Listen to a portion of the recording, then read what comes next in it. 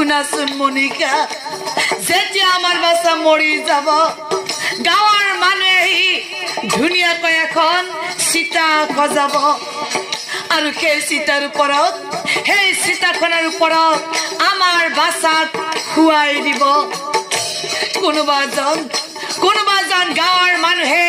হাতত একুৰা জুই লৈ মোক কব যা মৃকুণ্ড তাক জ্বলাই দে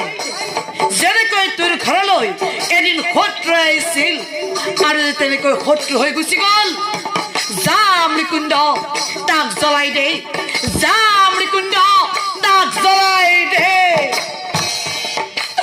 কোৱা মনিকা মৰিব লাগিছিল কোন